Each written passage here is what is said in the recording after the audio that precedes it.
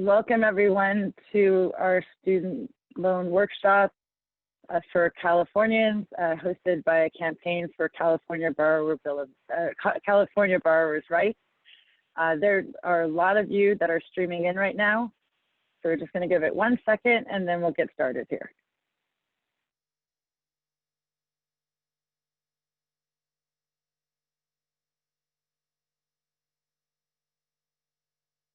Great. Actually, while people are filling in, this is a great time to thank the wonderful group that has put this together today.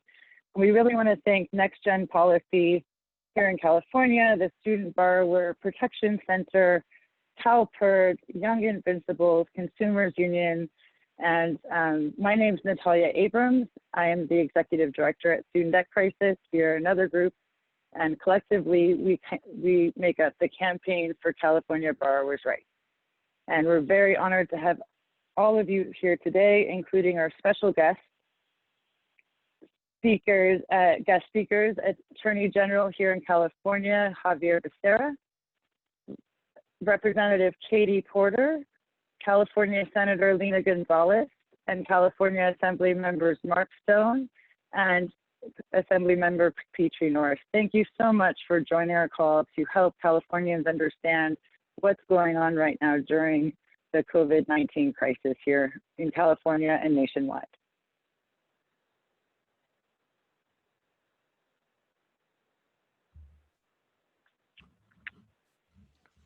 Moving on. Yep, that's perfect.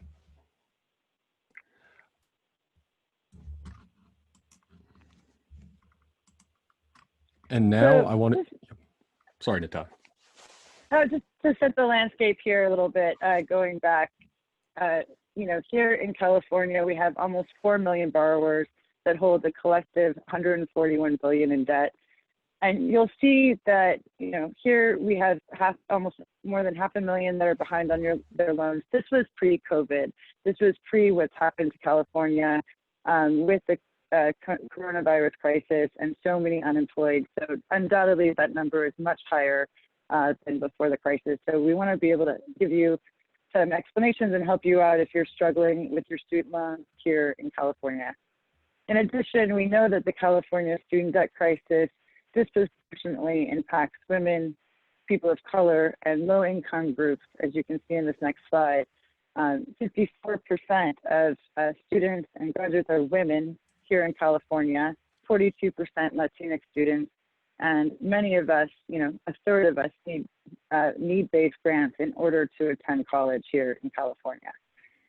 And with that, I'm going to pass it off to Walter, who will be moderating the workshop, and just want to thank all of the participants and organizations, and especially you that are attending our workshop here today. You're taking the first step in trying to help understand, what's going on right now. Thank you so much.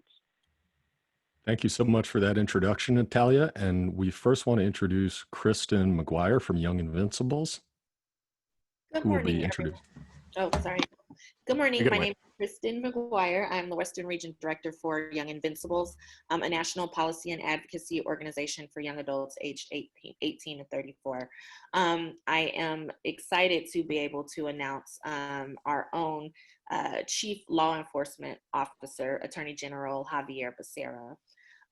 Attorney General Becerra has decades of experience serving the people of California through appointed and elected offices, where he has fought for working families, the vitality of the Social Security and Medicare programs, and the issues that combat poverty amongst the hardest working families.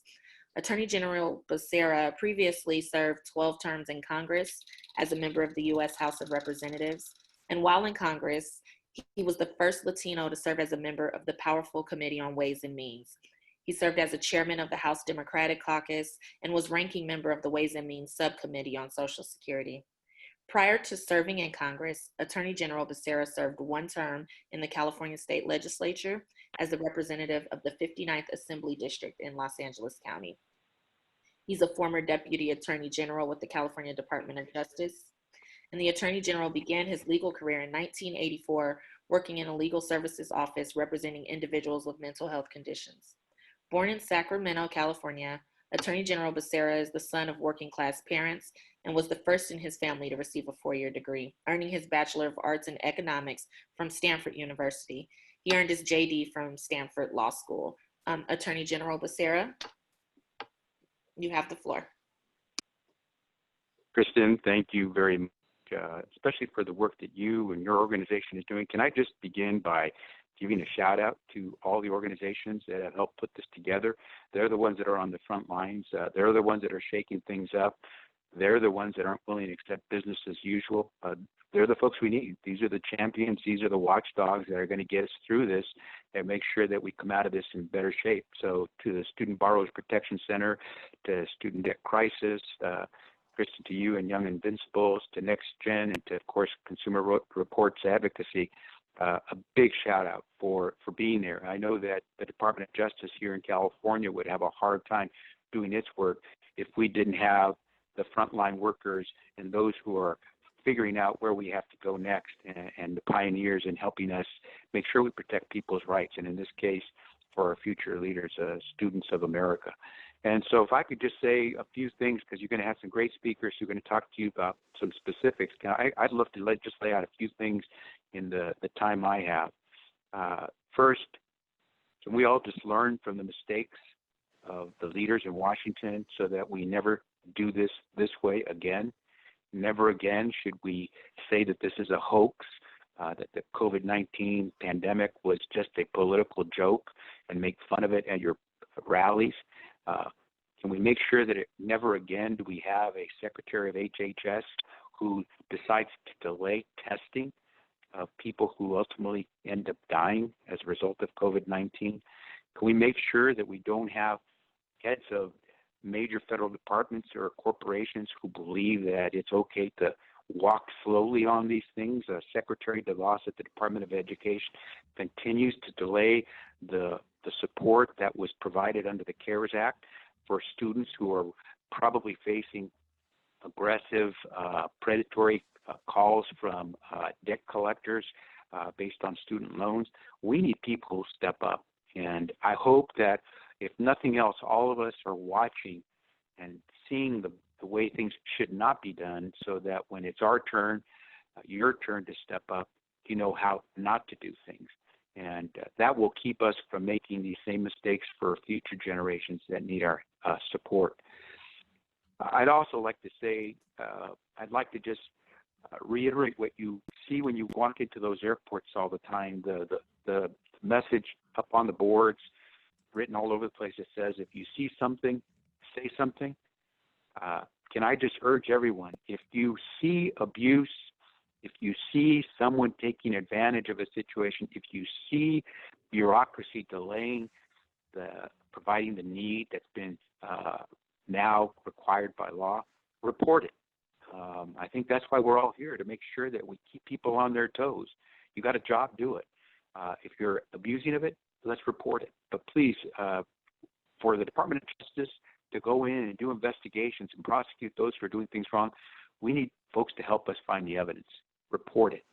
And at the same time, we can sometimes be the best protectors of some of our more vulnerable populations, whether it's student borrowers who are really being pressured and under real anxiety and apprehension, or whether it's our seniors who aren't sure what to do under COVID-19 stay-at-home orders. Let's make sure that no one is scamming those we love, those who are working hard. There's no reason why a farm worker today cannot get the protective gear that he or she needs to continue to go out there and pick the food that you and I will be eating.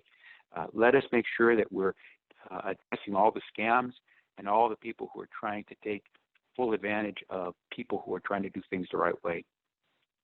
The final thing I think I have to say is that the Department of Justice is out there working. We are going after predatory for-profit colleges. We have sued organizations like Ashford University for predatory practices, trying to get students to apply for their college. We have gone after the bureaucratic negligence. I mentioned Secretary DeVos at the Department of Education. We have sued the Secretary for her unwillingness to protect student borrowers who were defrauded by some of these predatory colleges. We have sued her for trying to delay the relief that people are supposed to get. We have gotten multi-state coalitions to go after her for not administering the public service loan forgiveness program for people who want to work in public service and therefore get their loans forgiven. We continue to go after others like Navient, the largest loan servicer in the nation, for not processing properly student loans and making young students pay more for their debt. And we're going to continue to do that. And we're going to continue to monitor and bird dog the implementation of the CARES Act to make sure that the debt relief for students, the loan forgiveness, the interest waiver is provided. We're going to do all those things, but we want you to know that we do those because it's important for the California Department of Justice to have your back. And so for those who are on the front lines with these organizations, for those of you who are working hard, please know that the California Department of Justice is ready. We want to be there with you. And just know that you don't have to look back. You don't have to worry about someone's going to cover you, because if you just let the Department of Justice be part of your operation, your team, we've got your back. So thank you for letting me be part of this. I look forward to hearing more from the rest. Thank you very much, Attorney General. And now we have a video from Congresswoman Katie Porter.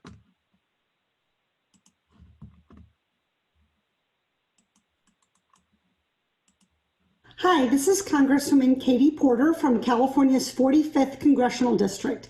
Thank you for joining us here today, and I'm happy to be here with the Student Borrower Protection Center. As a former UC Irvine law professor and a lifelong consumer advocate, I have fought for our student loan borrowers for decades and continue to do so today in Congress. There are nearly 43 million Americans, about 1 in 6 adults, who have federal student loans, and the federal student loan debt portfolio has risen to over $1.4 trillion. Congress passed the CARES Act at the end of March, and that legislation provides some relief for student loan borrowers. It puts a 6-month freeze on interest payments for all, on interest accrual, for all federally held loans. That's a help, but it's not enough. It doesn't do anything to help the millions of borrowers whose loans are federally guaranteed, but whose loans are held by schools or private student loan companies. I have taken additional actions already in Congress with my colleagues. We urge Secretary DeVos to issue an immediate moratorium on the collection of federal student loan payments from our most vulnerable borrowers, those who are already in default or at high risk of default. We've also introduced bipartisan legislation to provide necessary loan relief to students graduating from college during the COVID-19 pandemic. This legislation would allow 2020 graduates to defer their federal student loans for up to 3 years. I will keep fighting to ensure that those proposals are enacted by the Department of Education or included in federal aid legislation passed in Congress. I'm also very concerned about what the Department of Education is failing to do to protect current students. And that includes the failure of the Department of Education to give colleges guidance on how to use the federally appropriated funds to help students who are struggling during this time. At this time, Secretary of Education Betsy DeVos has only spent 1% of that federal emergency cash. And so we're calling on her to give the colleges clear guidance so that this money can get into the hands of students who are struggling to pay their rent and keep food on the table during this time. The webinar that you are about to watch will provide you with information on student loan repayment options during this coronavirus pandemic, but please know that Congress is continuing to fight to provide more help to student borrowers. Thank you so much for having me.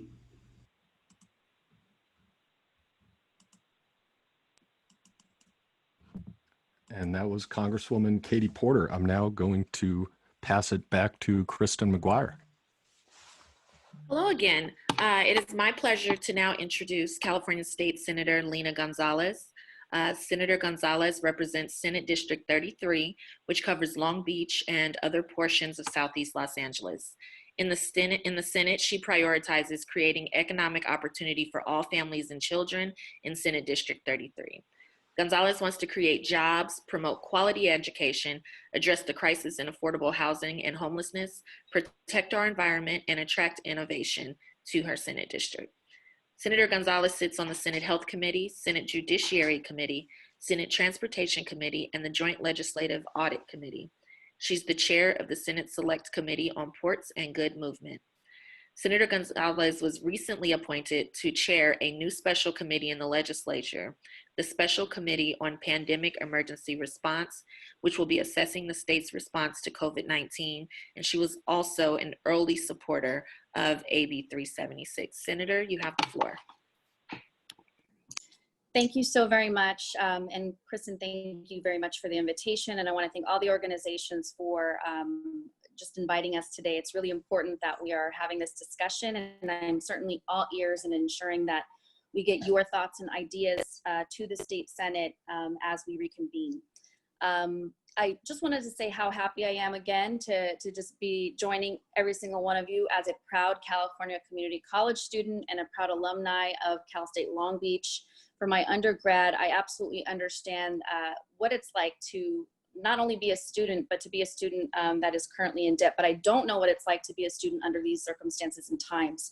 And so I have to give a big virtual applause to my colleagues in the Assembly, Mark Stone, as well as Cottie Petrie-Norris. I know that they have provided a great avenue to tackle the loan servicers, and that was one of the first bills that I actually ended up voting yes on in the Senate Judiciary Committee last July, right after I was elected. So I have to give them a big virtual applause and clap for that and all their work there, and I know they'll talk about that a little bit later. But as a senator that represents Cal State Long Beach, one of the diverse communities in the LA County region, as well as Southeast Los Angeles, I know how difficult our families and our students are really feeling right now, especially as it pertains to COVID. We know that between 2014 and 2016, there were about 300,000 Californians that graduated with some kind of debt. And a portion of that debt is federal debt, of course, and that exceeds over $10 billion, according to the Policy Institute of California. And many of my constituents around Cal State Long Beach and in Cal State Long Beach know that they are obviously graduating with debt, and they're lacking options, especially in this time, and they're graduating on average with an estimated amount of $25,000 per student, which is significant. In addition, I know that the UC system in California announced just 3 days ago that they are going to suspend interest and loan payments for Perkins loans, which is great. But again, we need more support and interaction and collaboration with the federal government to ensure that this is prioritized as we look at an economic recovery. In addition to economic recovery for student loans, I think some issues surrounding this that I have been involved with are related to housing, ensuring that people are housed, in addition to figuring out what we can do at the federal level through the CARES Act with the student borrowing. Housing vouchers is something that we're looking at here in LA County and really across the state to provide vouchers that would pay up to 80 or 100% of rent, which we know is a big issue for students and their families, as well as food insecurity and early childhood education. Last year, California did well by higher education students to ensure that we were addressing the California College Promise, expanding community college opportunities, but also ensuring that early childhood education was an option for non-traditional students. And the last thing I'll mention is that many of our students are undocumented, and I know that the Latino caucus in the state legislature has worked very hard with the governor to ensure that families that are undocumented are receiving some sort of financial assistance, as they would not be able to receive that through the federal government.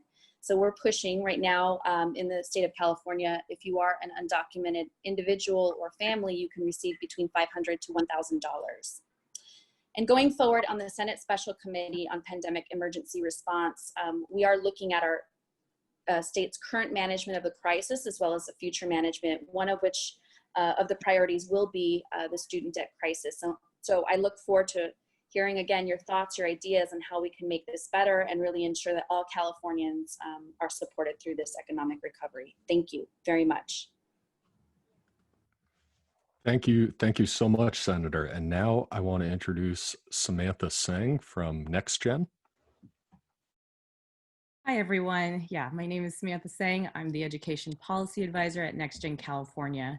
and we're a nonprofit political advocacy organization dedicated to working on California policy across a broad spectrum of progressive issues, including confronting student debt.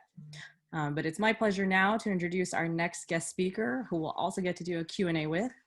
Assemblymember Mark Stone represents Assembly District 29, which includes the counties of Santa Cruz, Santa Clara, and Monterey Bay, and is the author of AB 376, the Student Borrower Bill of Rights. And for the last several years, the Assemblymember has served as chair of the Assembly Judiciary Committee. He's been a longtime member of the Assembly Human Services Committee and is also known as an environmental champion. In short, Assemblymember Stone is a strong progressive leader in the California legislature and has been fighting for our most vulnerable residents. And we, along with all our partner organizations here on the call today, have been thrilled to work with such a strong policymaker like Mr. Stone to take on the issue of student debt. And so today we're just going to jump right in. Happy to have him join us to tell us more about that work, and especially his groundbreaking legislation, AB 376, which we're all proud sponsors and supporters of. And so Assemblymember Stone, you have the line. Thank you very much, Samantha, and to all those who are on the call. I also want to thank the bill's sponsors, which are the Student Debt Crisis and Consumer Reports, the Student Borrower Protection Center, and then NextGen, because those sponsors are helping us get this through the legislature. Our journey began a couple years ago when we were looking at the magnitude of student debt. And as we look for ways to relieve that across our communities, we realized that the student loan servicers were not the best actors. And the federal government, which had put in place various measures to try and provide some consumer protection with respect to the student loan servicers, were really not going to do that. So California has one of the first in the nation, and I think the strongest licensing program for the student loan servicers, although they are still, the Department of Business Oversight is still struggling getting all of the servicers to give them the information that they need so we can understand the scope of the issue. So in the meantime, I introduced last year AB 376, which is a Student Borrower's Bill of Rights. Because as we have an industry-facing organization, we also need to make sure we're giving a specified set of rights to individuals, the student loan borrowers themselves, so that they can have some remedy when they're not treated very well. And this is no more apparent than we're seeing right now, because as we are going into a downturn economy, as people are losing their jobs and still carrying student loan debt, one of the tools that can be used is forbearance during a situation like this, but most borrowers don't understand that they're still accruing interest during the forbearance period, which can be absolutely devastating. As there are also mechanisms in place that should allow a borrower to be relieved of that debt, which the student loan servicers are not very good at telling the borrowers about, because they want to continue to collect the interest. And if we look across the country, there's billions of dollars of interest that should not have been paid, that has in fact been paid into this industry. So that's what 376 is about, is to try and frame a set of rights for borrowers to be able to rely on, give tools for prosecuting agencies to be able to go after bad actors in the student loan servicer market, and giving some tools for student loan borrowers themselves to be able to realize when they're being mistreated, when they're not being given the correct information, and to be able to find a remedy for themselves. So this will be an important tool for California borrowers. And what we saw with the licensing program, once California passed that, there were over a dozen states that took up the same policy. And we know that the states are looking at us right now. If we can pass this bill, then other states will definitely follow suit and provide similar levels of protections. We cannot rely on the federal government right now for that level of protections. All we can do is look out for our own people in California. And that's what AB 376 is about.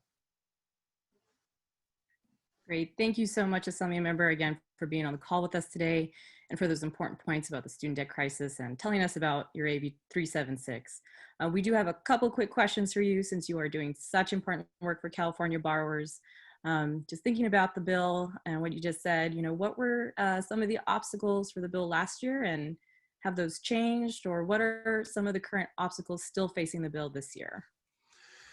Well, thank you. The bill sailed through the Assembly, and when it got over to the Senate, it got held up in the Senate Appropriations Committee. Fortunately, it didn't die on suspense, but was turned into a 2-year bill.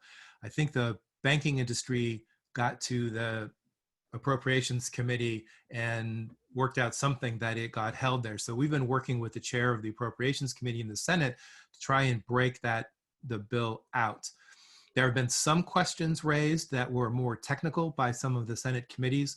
We're doing amendments to address those those are provisions that don't undermine the basic goals of the bill. We need to get it out of the Senate back to the Assembly.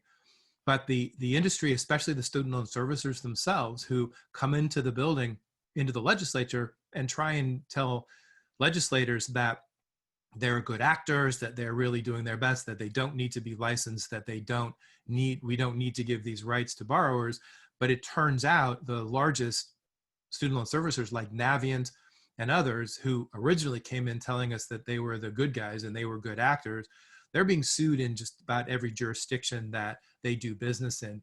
So we can't take for granted the fact that these organizations, banks, and others are trying to get out from underneath the obligations provided in the bill, because they're taking away they want to take away some basic rights that student loan borrowers would have under this bill, and tools that they would have to remedy bad actions or bad outcomes for themselves. So that's the typical kind of concerns that get raised, and we just need to communicate better with other legislators. And hopefully on this call, a lot of folks who are listening are going to be willing to call their state assembly members and state senators and tell them that we need to pass this bill and give these rights, especially in economic times like we're seeing.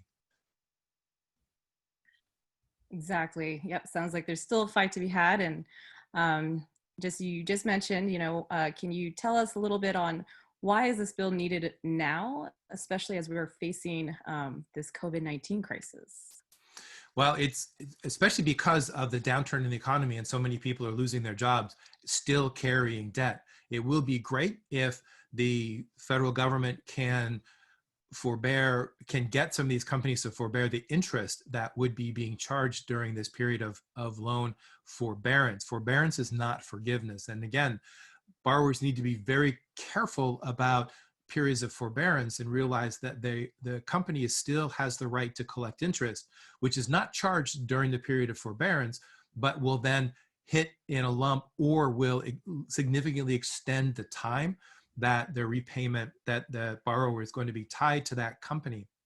So it's all about companies collecting interest, and they have not proven to be very forthright in what the information that they give to student loan borrowers. And so what this bill does is clarify the tools that borrowers will have in order to go after a bad actor from a student loan servicer standpoint.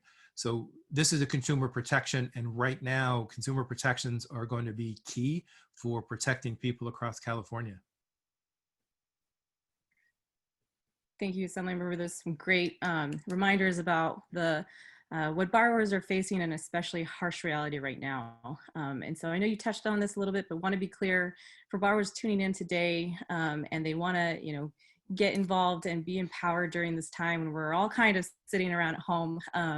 What can we do to get this bill signed into law this year?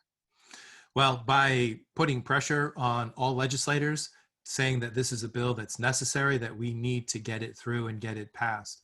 It won't take effect, if we do get it through this year, it probably won't take effect until January 1 of next year anyway. So time is of the essence to make sure that we get the votes. We've got to break it out of Senate Appropriations Committee, address those issues, go to the Senate floor, and then it has to come back to the Assembly for a concurrence vote.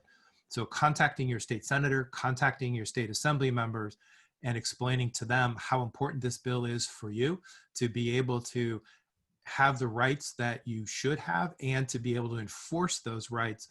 That's going to be a critical process in order for us to get this bill moving. We have a number of co-authors in the legislature. Those are members who are already committed to the bill and are going to help get it passed.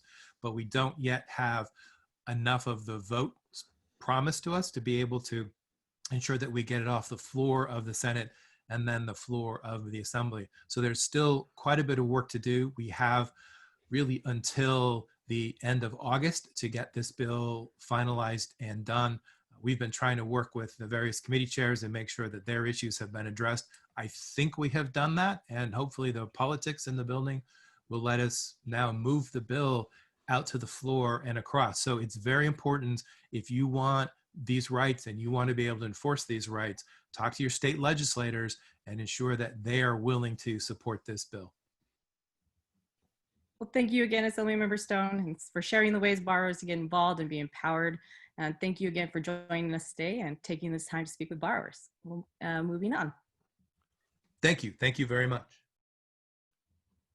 Thank you very much, Sam and Assemblymember Stone. Next up, I'm introducing Suzanne Martindale from Consumer Reports. Thank you, Walter, and good morning, everyone. My name is Suzanne Martindale, Senior Policy Counsel and Western States Legislative Manager for Consumer Reports. We're a national nonprofit that does research, journalism, and advocacy on a range of kind of basic consumer issues. I will note that on cr.org, which is Consumer Reports' website, we have free content on a range of different topics about COVID-19, whether it's food and safety and health or money issues, and we will be adding content shortly about student loans. So feel free to check that out at cr.org if you have some COVID questions right now. But it is my great pleasure to introduce Assemblymember Cottie Petrie-Norris, who represents California's 74th Assembly District. So that covers Costa Mesa, Laguna Beach, Laguna Woods, Newport Beach, and portions of Irvine and Huntington Beach. Assemblymember Petrie-Norris joined the Assembly after her election in 2018, and really right out of the gate stepped up to help shine a light on problems with student loans and ensure that the legislature is educated on the seriousness and the urgency of the issue. And it is our hope that with bills like Assembly Bill 376 and maybe others to follow, we can improve the situation for student borrowers here in California. So Assembly members, now you have decided to you created and are now the chair of a select committee on student debt in the Assembly. If you could just please tell our audience very briefly what the select committee does and what motivated you to start it. Well, thank you so much. It is a pleasure to be here today. And as chair of the Assembly's Select Committee on Student Debt, I want to thank everyone on this call for your commitment to confronting California's student debt crisis and for working to develop real solutions to help California borrowers. I'll also just say that Next Gen Policy has been an incredible partner for me during my first year in the legislature. We've worked hand in hand on both shaping our policy priorities in this area and on hosting the hearings for the Select Committee. Also want to thank Student Debt Crisis, Student Borrower Protection Center, and the Young Invincibles for your partnership and your leadership as well. As everyone on this call knows, California is facing a looming student debt crisis. Here in the Golden State, we've got more than 3.8 million student loan borrowers, and they owe more than $141 billion in student debt. That's an average of $37,000 per borrower. And these really are kitchen table issues. So folks are making choices about whether or not they can buy a house, pursue a career, start a family, and save for retirement. And this looming student debt really casts a shadow over every aspect of their lives. And we're also seeing that this student debt crisis has a huge ripple effect for our economy. This debt fuels economic, gender, and racial inequality, and inhibits asset accumulation and accelerates wealth gaps. So from my perspective, this is really a critical and profound challenge for our state. And it's something I don't think policymakers have focused enough on, which is, of course, why we're here. And I'm going to continue to focus on solutions that educate borrowers who are struggling to navigate what is right now, I think, frankly, an impossible system. Number two, to establish consumer protections for our student debt borrowers. And number three, to stop unscrupulous actors from preying on California borrowers. So in California, we've got to do more. We can do more. Really eager to work with all of you on this, and very pleased to be able to partner with my colleague, Assemblymember Stone, to ensure that in this session, we will pass the Student Borrower Bill of Rights for California and take that really critical first step. That's great. Thank you so much. I'll just ask you one quick follow-up question because I know we want to get onto our repayment workshop portion of the event. But Assemblymember, is there anything that just has, as chair of the select committee, that's just really surprised or shocked you about this issue? Any takeaways from your work and the hearings that you've held? I'd highlight two things. So first of all, this really is affecting people in every single walk of life. We heard at all of our hearings, we heard from student borrowers, we talked to teachers, we talked to college students, we talked to first generation students, public service workers, and older people. Those people that are 55 years and older are actually the largest growing population holding student debt. The second thing that I'm just really struck by is that there is such a profound lack of financial guidance at such a critical juncture. And we have got to make it easier for people, for student borrowers and for their families to navigate this. It's just not that hard to provide clear information and reliable information so that people understand what their options are, what they're committing to, and are able to make the smart decisions that are right for them. And then, the last thing that I would say that it emerged for me both in those hearings and just, as the year has unfolded, is that I think particularly in the context of what is happening at the federal level, where the federal administration has demonstrated time and again, they're more interested in protecting loan servicers than they are student borrowers. The need for California to step up and lead in this area is so profound and so critical. So thank you for doing that. Thank you, as I said, for your partnership and your leadership as we take on this fight. Well, we thank you for your leadership as well. Thank you very much, Assemblymember Petrie-Norris. Back to you, Walter. Look forward to seeing you in person very soon. Be well. Fantastic. Thank you so much. And now we're going to move into the repayment portion. And the first thing we are going to do is bring on Seth Frotman, who's the director of the Student Borrower Protection Center, to talk a little bit about what's going on at the federal level in response to the crisis.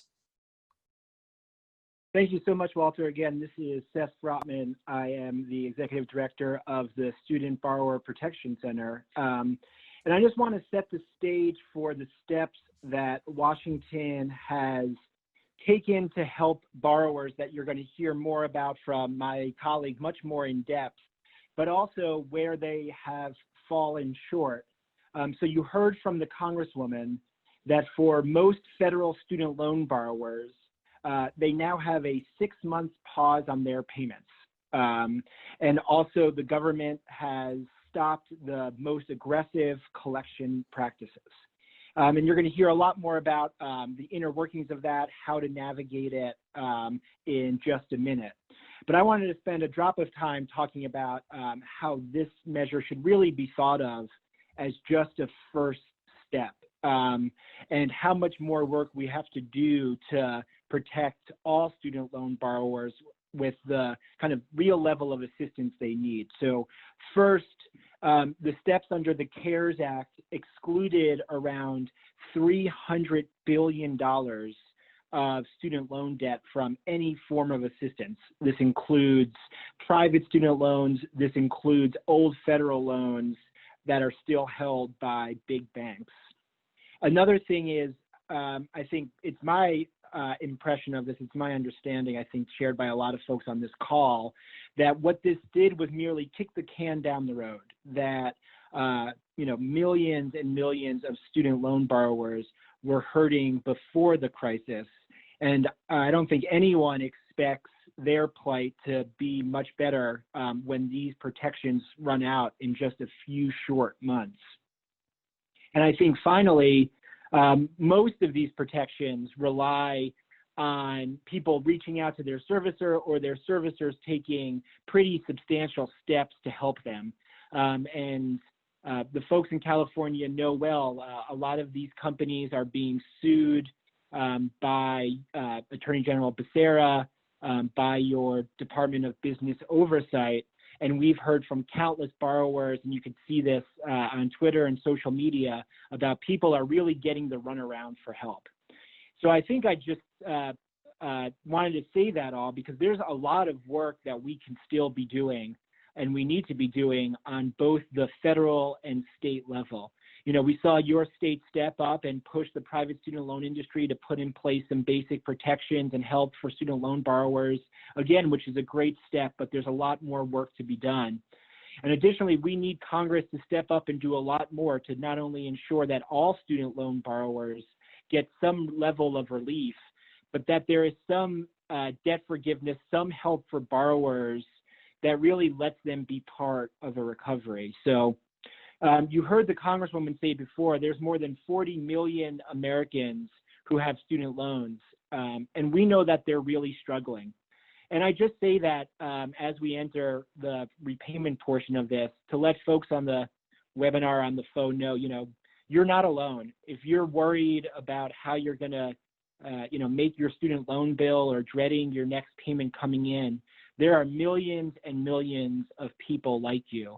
And there's actually things out there that could help. The folks on this call have been in the trenches fighting for years to try to ensure that student loan borrowers have some relief and some protections if they lose a job or get furloughed or take a hit to their paycheck. And now is the time where people could really get help from these. So, I think we are really grateful that you're spending some time with us this afternoon.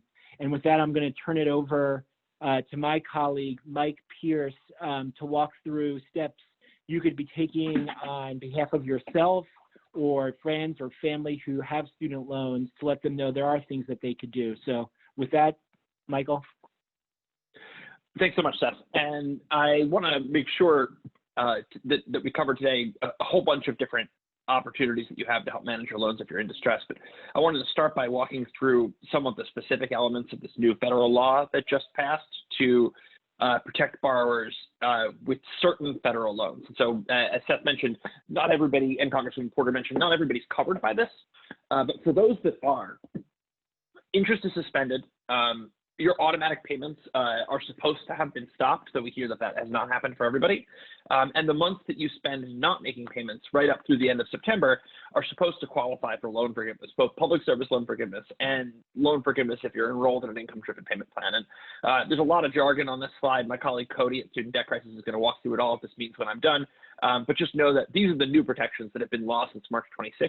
For borrowers that are in default, there's another set of protections. There's supposed to be a ban on wage garnishment and on the seizure of tax refunds and other benefits. Most importantly, it helps to know that this hasn't actually been rolled out particularly smoothly, and that there are borrowers that may still be getting wages garnished or their automatic payments pulled out of their account. It's really important to ask for help if you run into trouble, and we'll have more information at the end of this call about where to go for help.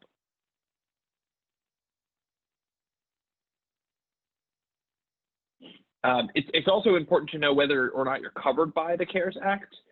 So again, all of this information is going to be available on all of our different websites, and it's going to get circulated to folks after this call. But if you have a loan made by the Department of Education or owned by the Department of Education you're in, if you have a loan that's been made by your school through the Perkins program, or a loan made by a bank or another private student lender that's not owned by the Department of Education, or if you have a private student loan, none of those are covered in the CARES Act. And so with that, I'm actually going to talk a little bit more now about what to do if you have a private student loan in particular and you're in distress.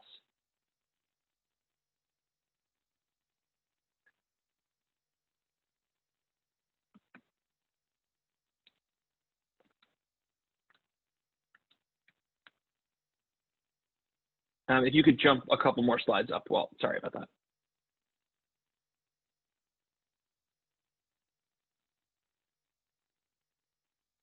So there are millions of borrowers out there that have private student loans, and these are loans that are not made by the federal government.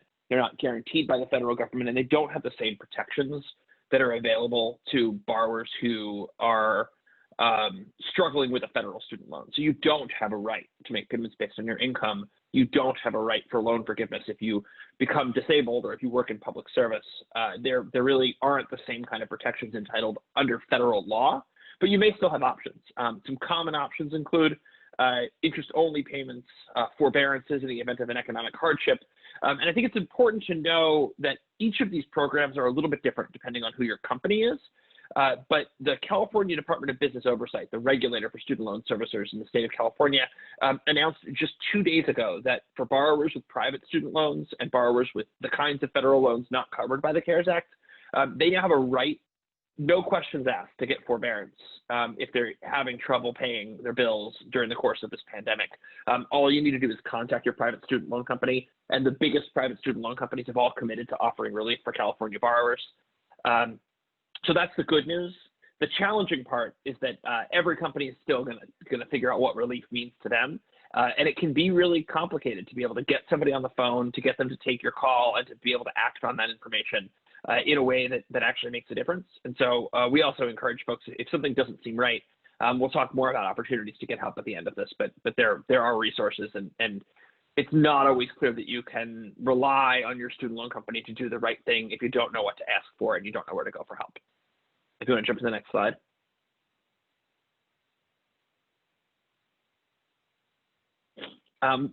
We do know that if you're in default on a private student loan, things are a little bit more complicated. Even if you're just otherwise just making payments and everything's okay, it's hard to figure out how to make ends meet in a crisis like this. But if you're in default, things can get really complicated. You don't have the same rights if you've defaulted on a private student loan that borrowers with federal student loans do. Again, you are going to be potentially contacted by a debt collector, and you may even be sued to try to recover a private student loan that you've defaulted on. We suspect things are going to get a lot worse before they get better for borrowers with defaulted private loans. But do know that some private lenders have said that they're going to halt debt collection lawsuits, at least for a little while. That's not good enough, but it is a step, and it shows that some of the largest creditors in the private student loan market are watching to see what borrowers do. And by banding together and making noise and calling on industry to treat people fairly, hopefully we can come up with a better way forward for defaulted private student loan borrowers.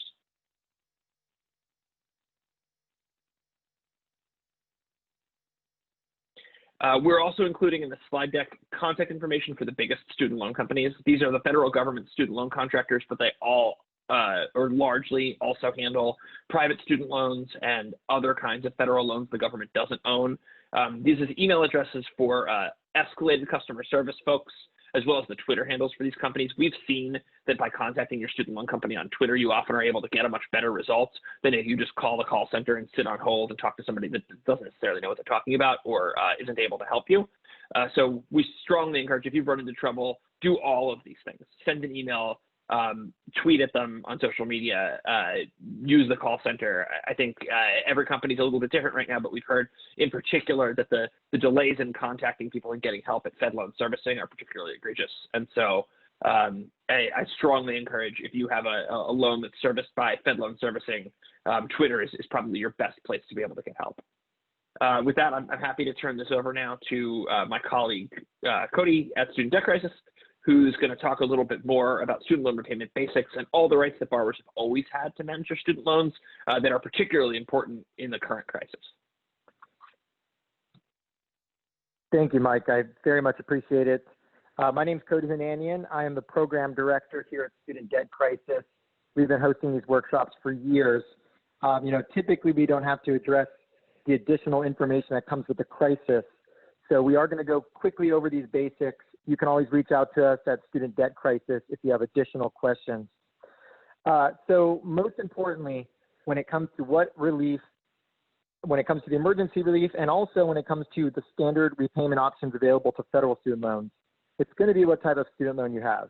So first, you have federal student loans, and you have private student loans. And as you've heard, there's a great difference there. Federal student loans have a wide variety of consumer protections and repayment options that are available to them, while private student loans don't necessarily have that laid out into regulation. Each private lender has their own set of options and rules. And as Mike noted, that even applies now during today's COVID-19 crisis.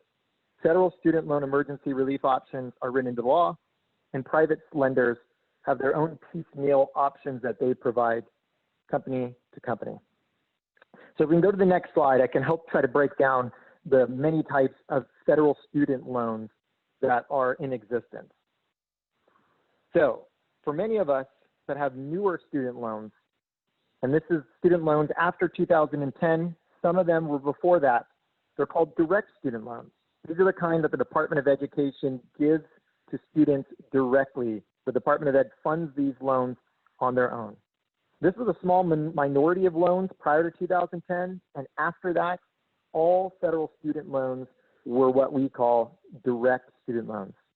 And that includes direct loans, direct Stafford loans for undergraduate students, direct Parent Plus loans for parents who are funding a child's education, direct graduate loans, those are for graduate students, and direct consolidation loans. That's when a borrower takes multiple student loans or a previous federal student loan and consolidates it into a new direct loan. Now on the next slide, there's several other federal student loans that have existed and continue to exist in the portfolio. You will see there's a whole system called the Federal Family Education Loan. Now, previously, the Federal Family Education Loans were awarded via the Department of Education, so you would contact the Department of Education to get these loans, but the funds were provided by private banks. Similarly, there's another type of loan called a Perkins loan, and that's a type of loan, a federal loan, that you would get the funds from your university or institution directly. And as Mike noted, these types of federal loans may still be held by a private banking institution. And if that's the case, you don't necessarily qualify for the recent COVID-19 emergency relief. Some of them were purchased back from the Department of Education and are now what we call federally held. And if you have an FFEL loan or a Perkins loan that is federally held, you do qualify for the CARES Act relief that was passed by Congress. Now I'm going to be moving forward in what are just our standard repayment options. And so I want to note that what we're going to discuss moving forward have been the standard options available to folks prior to this crisis and continue to exist. And if you have the loans that do not qualify for CARES Act relief, it does not mean that you don't qualify for any of the federal repayment options I'm about to discuss. Now, it's a lot of information, and it's a lot of information to know just about your own student loan situation. So if you go to studentaid.gov and you log into your account, or you create a new account if you haven't logged in before, you can learn all about the type of student loan you have.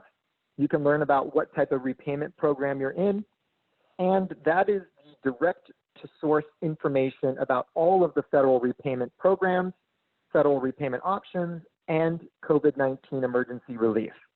So studentaid.gov is your trusted source for Department of Education information. It can be dense, so then you can reach out to nonprofits and advocates like those on the call today to help make sense of the information you find there.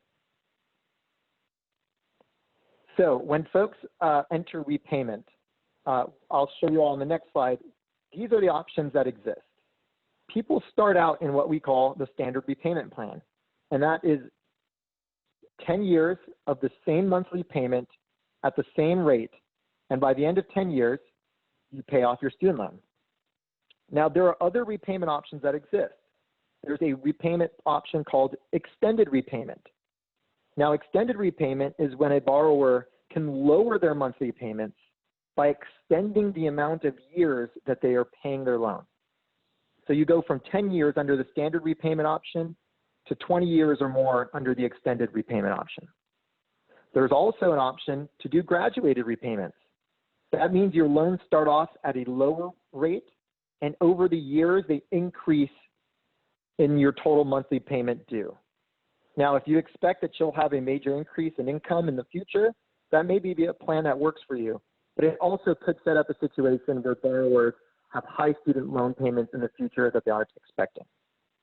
We are going to really focus in on just a moment on what we call income-driven repayment plans. And income-driven repayment plans are tied to your individual yearly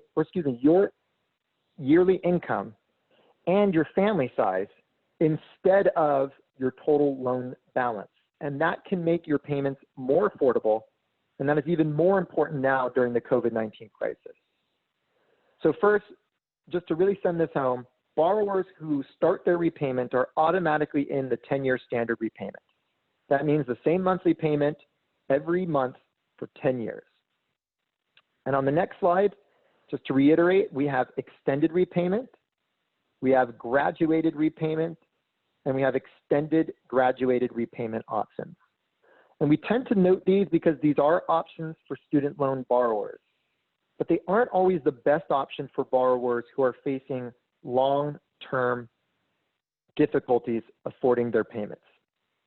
Similarly, on the next slide, we have options that exist for borrowers that are facing temporary hardship.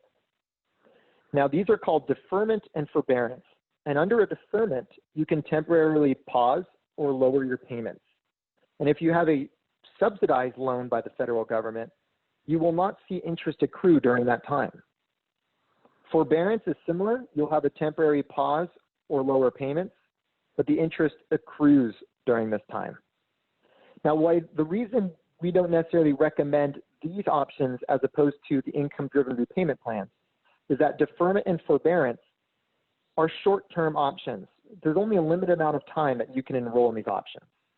And also, you're going to see in an upcoming slide when we get to public service loan forgiveness program that these types of repayment options do not qualify for public service loan forgiveness. So I just want to quickly note that these options exist, but I'm going to spend a little extra time going over income-driven repayment plans. So that's on the next slide. Income-driven repayment plans set monthly payments based on your discretionary income rather than your outstanding loan balance. Now that means that your loan could be as little as $0 per month, and particularly during a time of crisis like now when folks are seeing their jobs cut, their hours cut, this is a type of program that could come into handy. And borrowers can enroll in this program at any time, meaning if you're facing an income shock, you can enroll in this program immediately to lower your monthly payments. At the end of an income-driven repayment plan, which are 20 or 25 years in length, the remaining debt is forgiven. And if you qualify for public service loan forgiveness, you can enroll in an income-driven repayment plan for 10 years and have the remaining debt forgiven after 10 years. So on the next slide, I'm going to break down the several programs that have existed. Now, at the bottom of this chart is the oldest income-driven repayment plan. It is called income contingent repayment. Now, that is calculated as 20% of your discretionary income, and the repayment schedule is 25 years. Over time, the federal government introduced newer, more generous programs. And you can see that the newest programs, revised pay-as-you-earn and pay-as-you-earn, are only 10% of your discretionary income, and the max payment time frame is only 20 years. So over time, we made these programs more affordable and we made the repayment schedule less. Now, if you go to the next slide, you can see just how powerful these programs are and why it's so important in a time like the COVID-19 crisis. A borrower with $30,000 in income would typically have a 10-year standard payment of $359 a month. In an IDR plan, they can have $0 payments.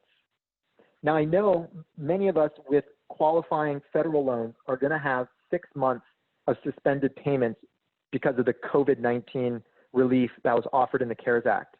But if you're experiencing an income shock now, you can enroll in a $0 payment for income-driven repayment plan, and that will last for the next year. So that will ensure that 6 months after the CARES Act relief ends, you still have an affordable payment.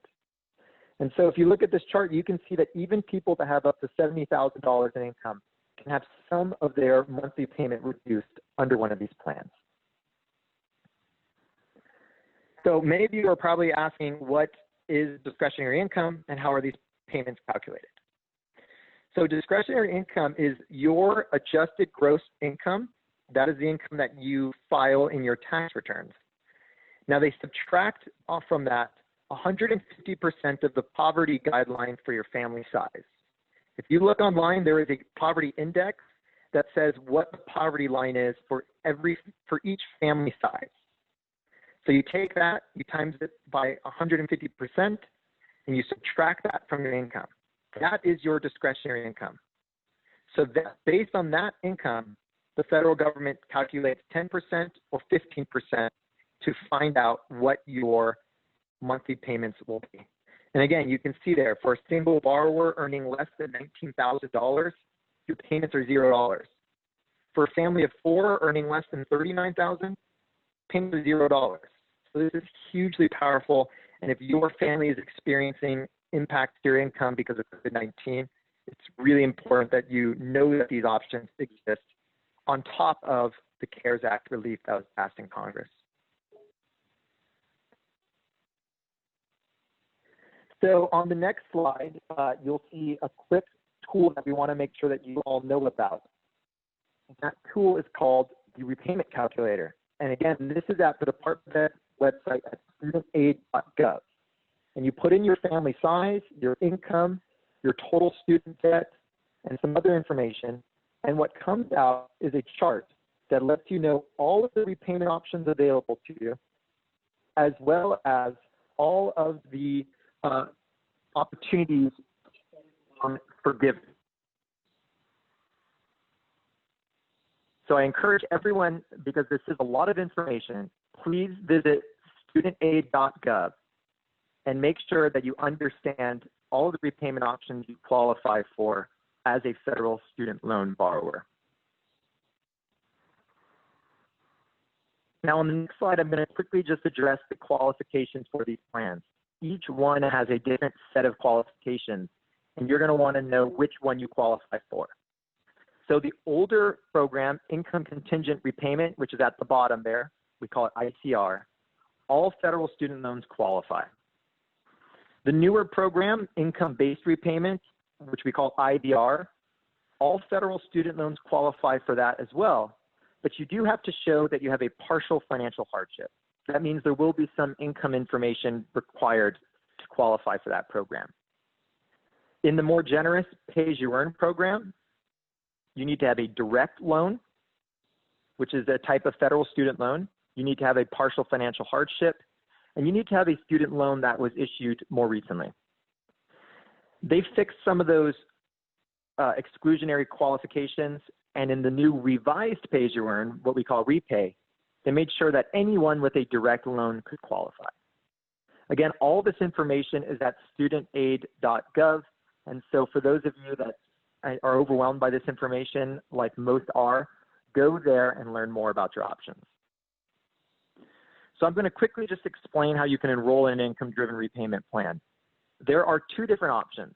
You can go online at the Department of Education's website or through your student loan servicer's website to access a digital application. By doing so, it taps into the IRS database, and it can even auto-fill out a lot of your information. For others, you're going to want to use the paper application. Now, people who want to use a paper application are those that have irregular income and are going to need to provide additional income information like pay stubs, tax returns, other information to qualify for a lower payment. Both of those options, again, are available at studentaid.gov. So again, the online application, visit studentaid.gov. If you have multiple student loans or if you're a returning borrower, a lot of the information will be there, and it will help streamline the application process. And if we can just move forward a couple of slides, the paper application, again, is you can download it online or request it from your student loan servicer. And the last bit is I just want to really send home an important part of an income-driven repayment plan. When you apply for an income-driven repayment plan, that certifies your monthly payment for an entire year. And you have to recertify your income every year to stay in this program. If you miss your recertification, you can still enroll, but it can add interest that accrued by capitalizing it to your principal balance. So there's some consequences if you miss your payment or your recertification. So we really tell folks as soon as you certify for your income-driven repayment plan, put it on your calendar, make sure that you're ready to recertify within the 12-month time frame so that you're staying enrolled and not having any of the additional consequences.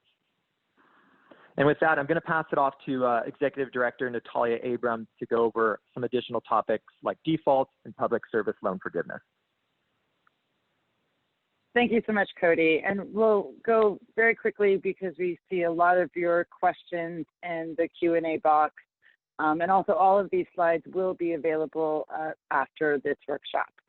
So, we just want to reiterate that, things have changed with the CARES Act. So everything that Cody just talked about with income-based repayment programs, if you have federal loans that qualify during the 6-month pause, this time will count towards your payment.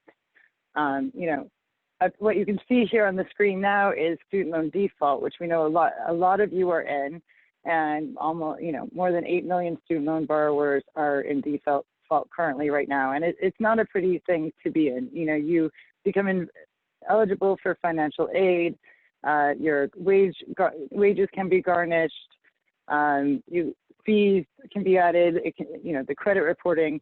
The good news right now is that if you have federal loans that qualify, they are pausing wage garnishment, or they should be. If you are struggling with that, please contact someone from our groups to respond to this email if they are still withholding your garnishment. But that is one of the new things that have changed in the CARES Act.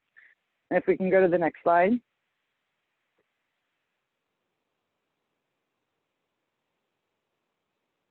So also there's a program called default rehabilitation. So you can do two things to get out of default.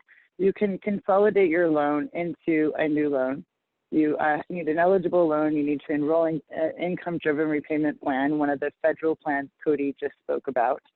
And you can't have had wage garnishment start. But if you have, or if you're already in rehabilitation, this is a 9-month program, or actually 10 months. You have 10 months to make 9 payments.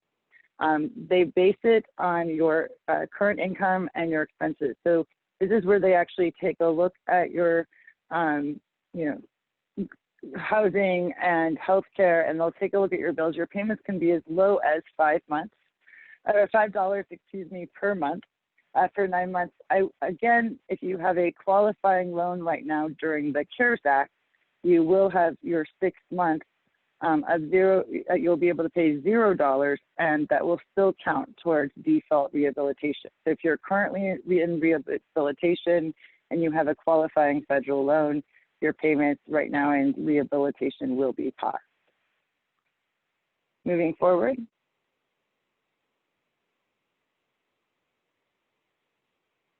So there's another program that is offered for federal student loans. It's Public Service Loan Forgiveness. This program started October 1st, 2007. It requires 10 years of payments, 120 on-time monthly payments, and after this, all of your debt is forgiven tax-free. And to qualify for public service, you need to have the correct job, be in the correct loan, and have the correct repayment program. And you'll see on the next slide,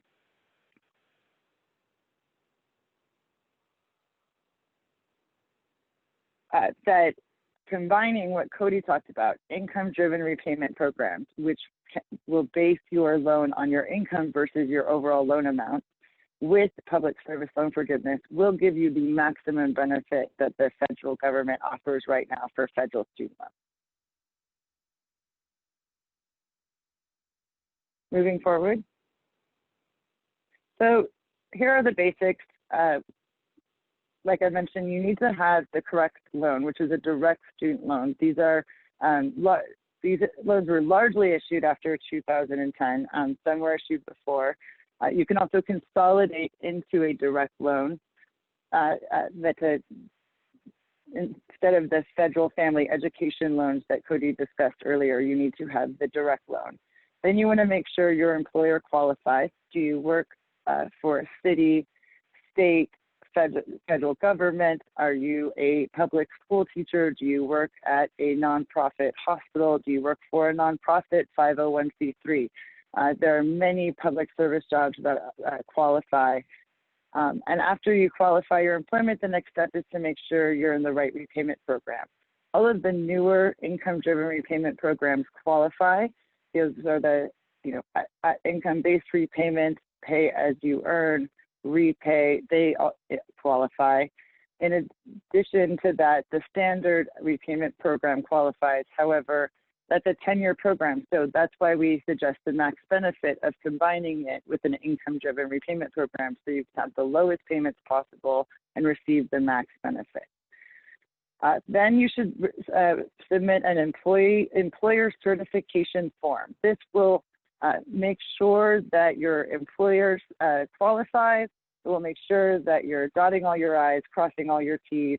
And at this point, your loan servicer may actually change to Fed loan servicing. So that's always something to look out for. People don't realize that they can go from, Navient to a separate loan servicer. And then once that is over, you apply, and once you've hit your 120 payments and are granted public service loan forgiveness, they forgive the remaining amount after 10 years. And as mentioned before, it is completely tax-free. Moving on. So we touched on this, but just to go over again, so we touched on what qualifies, which does, qualifies as direct subsidized and unsubsidized loans, graduate plus loans, direct parent plus loans, and direct consolidated loans, all levels of government, C3 nonprofits, and income-driven repayment programs and the standard repayment are qualifying repayment plans.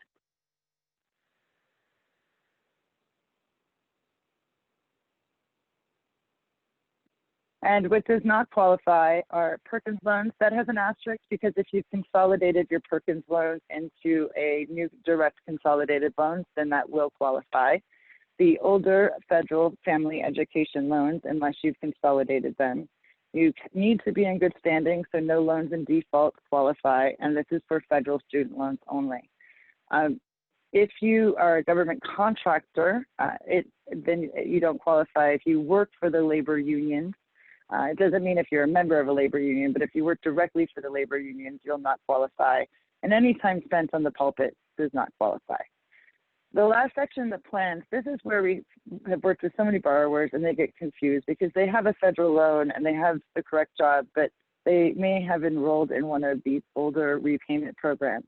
That's why we suggest, for max benefit, to take a look at the newer income-driven repayment programs.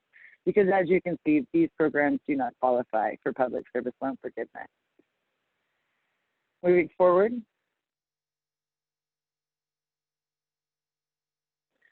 Also before all of this, there was a fix for public service loan forgiveness, but it was on a first come, first served basis. It is still not completely used up. And those who may have had the correct loan and the correct job, but they were in one of those extended graduated repayment programs, there is a chance that you could still now qualify for public service loan forgiveness. If you feel that you have been incorrectly, unfairly denied in this program, please email us at info@studentdebtcrisis.org so we can get you to the right folks. And lastly, we'll just quickly go over different other types of discharge. If you are totally and permanently disabled, you are able to have your loans discharged. For federal loans, unfortunately, not necessarily all private loans, if you pass away, your loans are discharged. If somebody's taken a loan out in your name and you didn't attend that school and you didn't take out that loan, you can also have it discharged. If your school has closed, we work with many groups that work on defense to repayment or borrower's defense. You are entitled to a refund of your federal loans. So these are just other types of discharges, as our speakers have said, have always existed and still do exist today.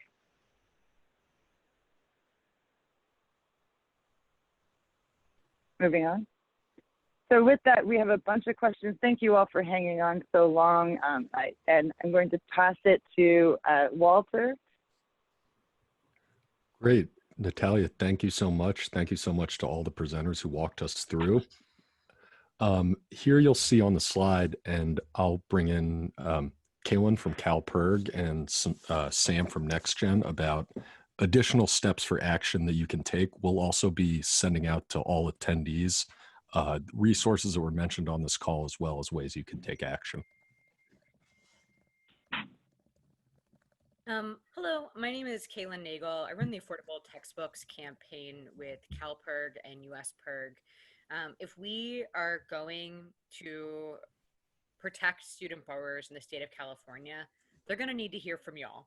So we have set up some ways for y'all to help us and make sure that we could pass the Student Borrowers Protection Bill.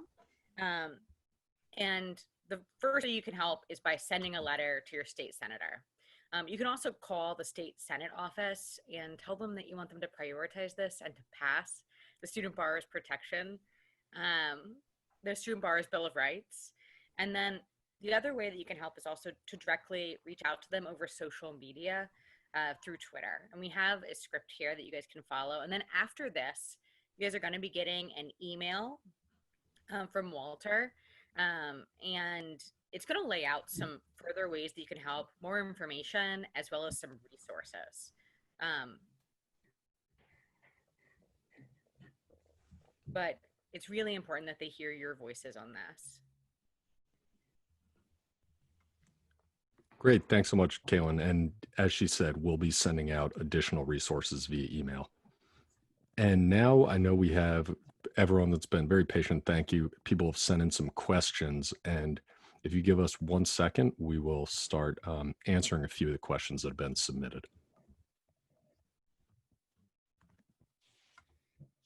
Hey, thank you, Walter. This is Cody at Student Debt Crisis. I've been fielding a ton of the questions coming in, and I've saved a lot of important ones regarding CARES Act and even the previously existing repayment options. And there's a lot of great questions from folks, so hopefully we'll address as many as we can here. First, I've got a great question from Andrea. Andrea wanted to know about student loan forgiveness in an income-driven repayment plan as opposed to public service loan forgiveness. Is that something that would be taxed as income after you receive student loan forgiveness? That's an excellent question. So it's common misperception that all different kinds of loan forgiveness are going to be taxed as income when those loans are forgiven. If you're working in public service and you're pursuing public service loan forgiveness, that loan forgiveness is tax-free. Unfortunately, for borrowers who are just pursuing plain old forgiveness under an income-driven repayment plan, that is treated as income, but by and large, it's our understanding that the borrowers that make it all the way to the end of that process tend to have income characteristics at the end that would entitle them to some flexibility from the IRS about how that's actually treated. So just because it is treated as income doesn't mean you'll necessarily pay taxes on it, but unlike public service loan forgiveness, it is not treated as tax-free loan forgiveness and excluded from your income.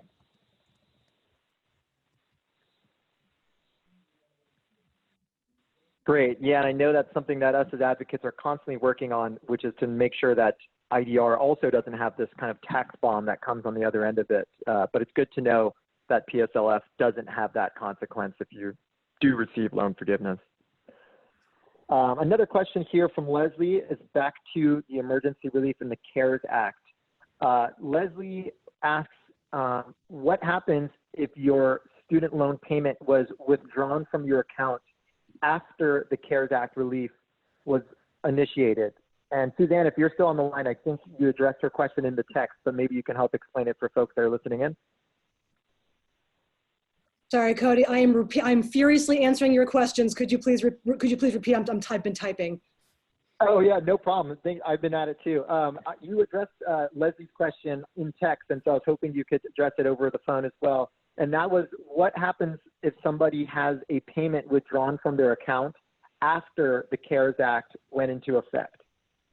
Right. So to be clear, the period during which borrowers with federally held loans should be charged no interest and should not be required to make any payments, that runs from March 13th through September 30th. So if you made a payment on March 14th, 15th, 16th, you actually didn't need to make that payment, but because the law was passed at the end of March, the Department of Education gave the loan servicers until April 10th to fully implement those changes. Now, it's been made clear that borrowers can request a refund of that March payment, but there's no deadline for a response. So be prepared that you can ask for a refund if you did make a March payment that it turns out you didn't ultimately have to make, but it may take a little while to get that money back.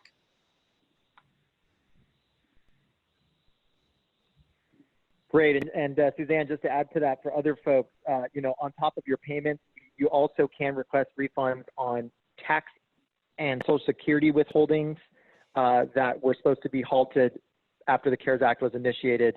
If you go to studentaid.gov/coronavirus, you can find out all about these programs and what you can do if you feel like you are eligible for a refund.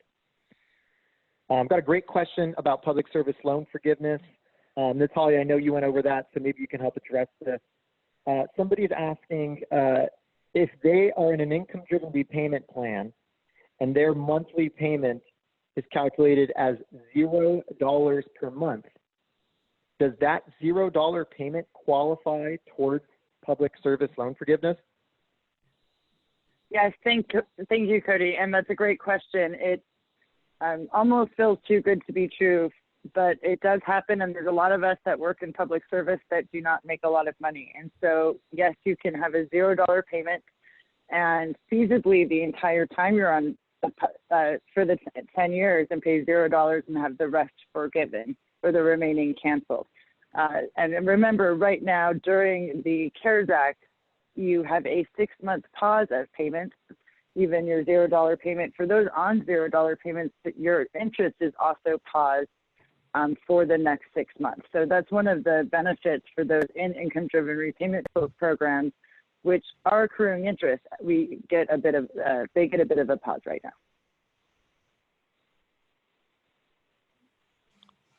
Great, thank you.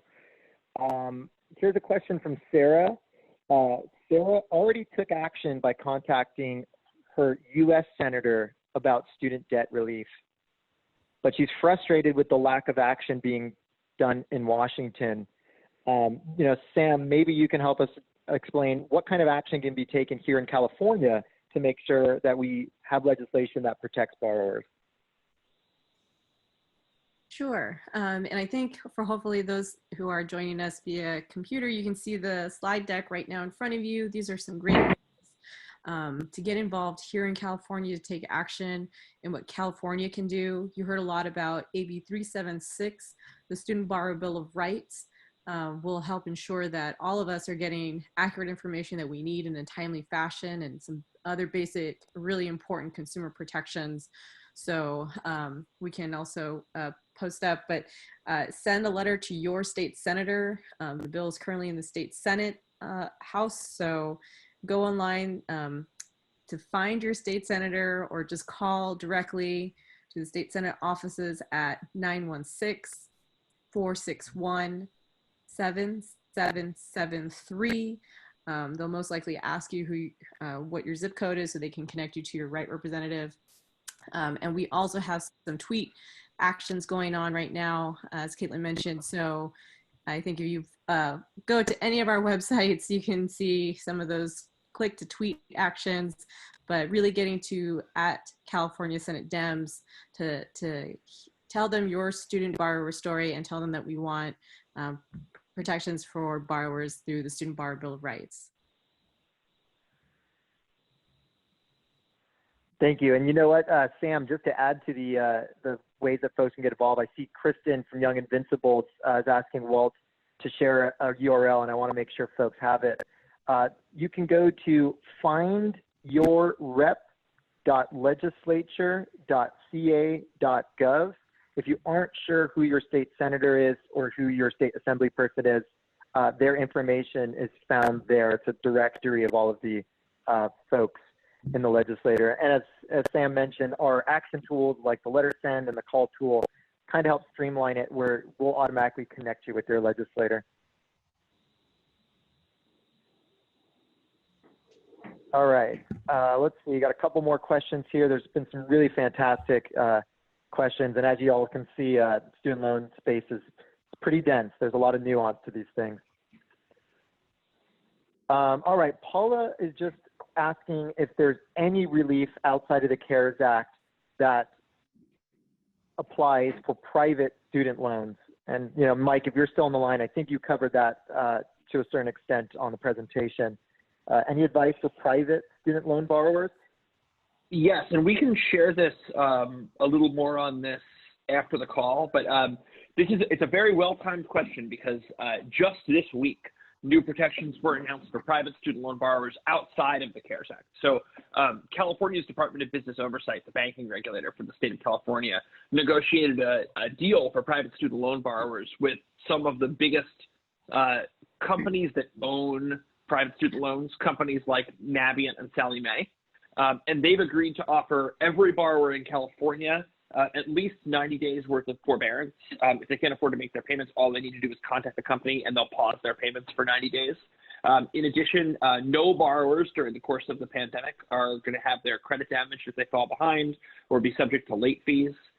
And that all of these creditors, the number of different companies, have agreed to stop filing lawsuits against defaulted borrowers, which is a really big deal for the most distressed borrowers. So this is a really great outcome for consumers. I think there's more work that needs to be done here to make sure that every private student loan borrower is protected.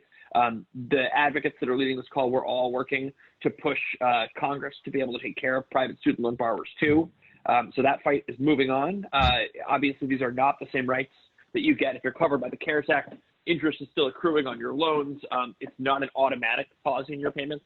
So you will have to contact your student loan company to get help. You can't just rely on the system to work for you. But it is a big step forward, and it shows that the state of California is watching out for California borrowers. Great, thank you, Mike.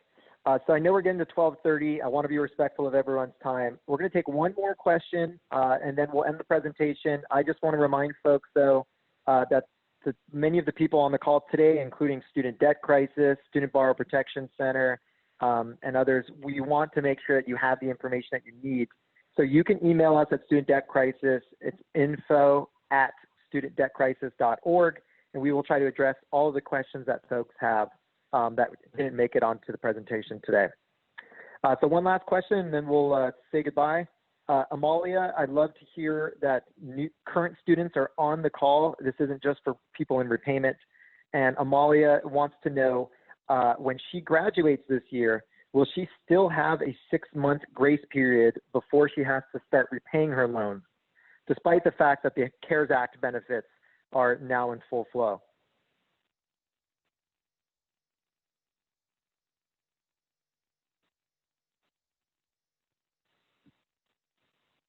I can take that one, Cody. Yes, you will still have a 6-month grace period.